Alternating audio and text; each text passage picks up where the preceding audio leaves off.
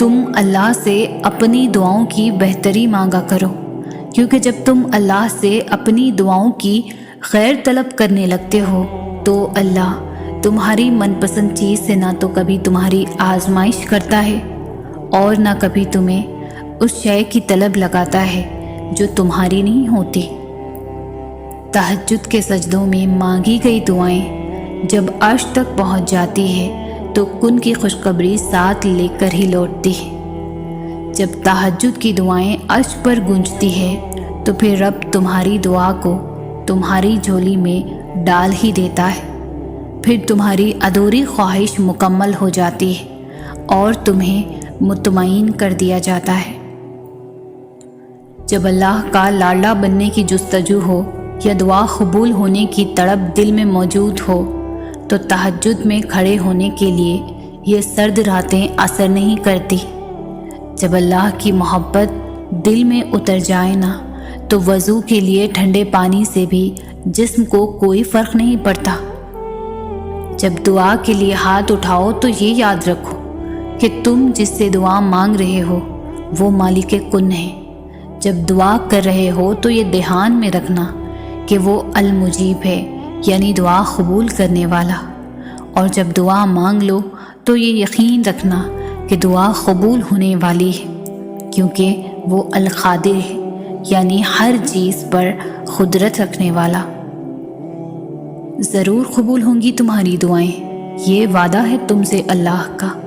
اللہ تمہاری بہتری کے لیے تاخیر ضرور کرتا ہے، لیکن وہ بھولتا نہیں، نہ تمہاری دعاؤں کو اور نہ اپنے وعدوں کو۔ تمہاری ہر وہ دعا جو تم نے پوری شدت سے مانگی ہے وہ اللہ کے پاس بہت سنبھال کر رکھی ہوئی ہے۔ وہ تمہیں تب نوازے گا جب صحیح وقت ہوگا، جب اس کی مصلحتوں کے تحت تم نوازے جاؤ گے، اور بے شک تمہاری عرش تک گئی کوئی بھی صدا خالی نہیں جائے گی۔ ایک ایک پکار کا جواب وہ رب ضرور دیتا ہے۔ یقین جانو کہ یہ مشکلات محض چند گھڑیوں کی ہے۔ بہت جلد اللہ تمہیں وہ عطا کرے گا جو تمہارے حق میں بہتر ہے اور جس کی تمہیں ضرورت ہے، اور بے شک وہ رب ہماری ضرورتوں سے پوری طرح واقف ہے۔ آزمائش ایک طرح سے آپ کو مضبوط کرنے کے لیے بھی آتی ہے، جو کہ بہت ضروری ہوتا ہے۔ اللہ جانتا ہے کہ بہت کمزور ہو آپ، اس لیے انہی چیزوں کے ذریعے آزماتا ہے جو آپ کی پسندیدہ ہوتی ہے، اور یقین کرو اسی آزمائش سے آپ اتنے مضبوط ہو جاتے ہو کہ کوئی آپ کو کچھ بھی بول دے آپ کو فرق نہیں پڑتا، کیونکہ آپ خود بھی مضبوط ہو جاتے ہو، اور اللہ سے آپ کا رشتہ بھی مزید مضبوط ہو جاتا ہے۔ پھر آپ سب کچھ اللہ پر چھوڑ کر بے فکر ہو جاتے ہو۔ تمہارا اللہ تمہیں تب سے جانتا ہے جب تمہارے وجود کے لیے مٹی بھی اکٹھی نہیں کی تھی، تم اپنی ماں کے وجود کا حصہ بھی نہیں بنے تھے۔ وہ تمہیں تب سے جانتا ہے کہ میرا یہ بندہ ہے، اس نے تمہارا ایک ایک جوڑ بہت محبت سے بنایا ہے۔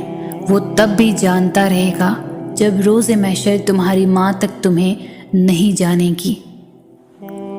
اللہ پاک کی رضا کے بغیر درخت کا ایک پتا بھی نہیں ہل سکتا۔ تمہاری زندگی میں جو کچھ بھی چل رہا ہے وہ سب اس کی رضا ہے۔ اگر تم آزمائش سے گزر رہے ہو تو بھی وہ جانتا ہے۔ اگر تم کچھ مانگ رہے ہو اور ابھی نہیں مل رہا تو بھی انتظار کرو، وہ تمہیں تمہارے صبر سے بھی آزمائے گا کہ تم اس صبر کا اجر مانگتے ہو یا نہیں۔ یاد رکھنا، اللہ پاک اپنے بندوں کو ان کی طاقت سے زیادہ کبھی بھی نہیں آزماتا۔ اگر کوئی شے تمہیں اذیت دے رہی ہے تو اسے بتاؤ، اگر کچھ بھول نہیں پا رہے ہو تو اسے بتاؤ۔ ایک وہی ہے جو کن کہہ کر سب کچھ بدلنے پر قادر ہے۔